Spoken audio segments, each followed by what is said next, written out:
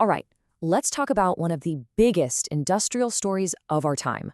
We're going to unpack how China, in just 2 decades, went from basically nowhere to completely dominating the most critical part of the entire EV revolution, the battery. This is a wild one, so let's dive right in. And just look at this. This chart tells you everything you need to know. China is making close to 80% of all the lithium-ion batteries in the world. I mean, it's not even a lead, right? That's practically a monopoly. To put that in perspective, you've got North America and Europe combined, barely scraping together 12%. The gap is just huge. So you have to ask, how on earth did this happen? I mean, think about it. Back in 2005, China had like 2 EV battery companies. 2. And now they have total global control. How do you do that in less than a generation? Well, the answer is it's a perfect storm of vision, a brilliant strategy, and just relentless execution. Okay, so here's how we're going to break it all down. We'll look at the rise of China's battery kingdom. We'll start with a pretty surprising moment, an Olympic-sized ambition. Then we'll get into the government's grand plan and compare it to what others were doing in a tale of 2 paths. We'll even look at the secrets of the factory floor. And then we'll wrap up by asking the big question, can anyone else even catch up at this point? All right, our story really kicks off in a place you probably wouldn't expect. Not in some secret lab or a high-powered boardroom, but right on the streets of Beijing during the 2008 Olympics. So while the whole world was focused on the sprinters and the swimmers, China was doing something else. They were quietly showing off their future. You see, they rolled out this fleet of 50 electric buses. And this wasn't just some PR move to look green for the games. No, this was a statement, a public declaration of where the country was headed, and it was their first real-world test of their battery tech on a big stage. And what's just mind-blowing is the speed. I mean, you really gotta let this sink in. In 2005, they had 2 companies in this space. Just a few years later, by 2017, one of their companies, KTL, is the #1 battery maker in the world. And today, they control more than 3/4 of the entire market. They basically conquered a global industry in less than 20 years. It's unbelievable. Yeah, you don't achieve that kind of speed by accident. It just doesn't happen. And that gets us to the absolute core of this story, a super deliberate, super focused, and frankly, an incredibly powerful government plan. The goal? To build an entire industry from the ground up. And this quote from analyst Shi Yanmei, it just nails the thinking behind it all. She says Chinese policymakers realized that EVs could be a way for their auto industry to leapfrog the West, right? They knew they couldn't win the old game, the gasoline engine game. Western companies had a 100-year head start. So what do? You don't play the old game, you create a new one and make sure you dominate it from day one. And look, this wasn't just some vague idea. It was a concrete 4-step blueprint. Step 1, set the goal. The mission was to leapfrog the West. Simple. Step 2, fund the whole thing with just massive subsidies and tax breaks.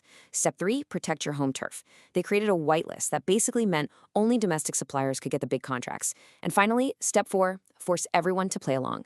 They set up this dual credit system that pushed automakers to build more EVs. It was a total 360-degree strategy. And when we talk about funding, the scale is just staggering. We're talking 200 billion yuan. That's about 28 billion US dollars. And that was just in tax rebates over 8 years. Just the rebates. They weren't just nudging an industry along. They were literally bankrolling its creation from scratch. Okay, so you've got China executing this massive, focused plan. But what was going on in the rest of the world? Well, that brings us to a tale of 2 paths. And it's really interesting to compare China's strategy with what was happening in the US. And wow, the difference is just night and day. On China's side, you have consistent, powerful state backing and a market that's protected from outside competition. Then you look at the US, and any early momentum for EVs was getting watered down by lobbying. And then, the absolute worst timing, the 2008 financial crisis hits, which just slammed the brakes on a lot of these clean energy startups. And this was happening right as China was flooring the accelerator with its own stimulus plan.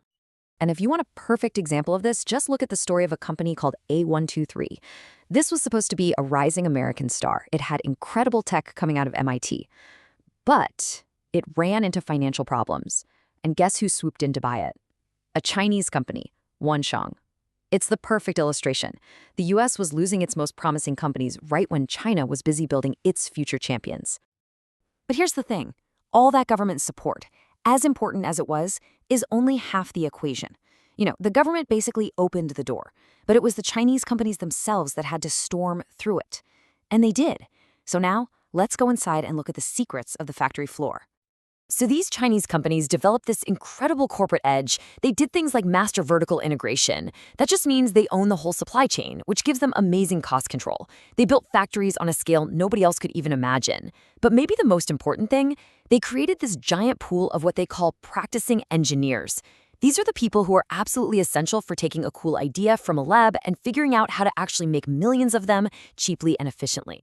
And just to give you an idea of what we're talking about here, KTL, which is the world's biggest battery maker, has over 20,000 technical engineers on staff.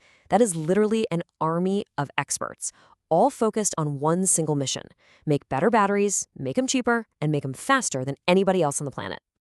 And all that brainpower, it leads to some serious breakthroughs. A perfect example is BYD's Blade battery. It's a type of battery called LFP, or lithium iron phosphate. And the key thing here is that it gets rid of the need for cobalt, which is super expensive and has a lot of issues around how it's mined. So BYD's innovation made these batteries safer, more powerful, and a whole lot cheaper to make. It was a total game changer, and it's the kind of innovation that comes from focusing on real-world problems like cost.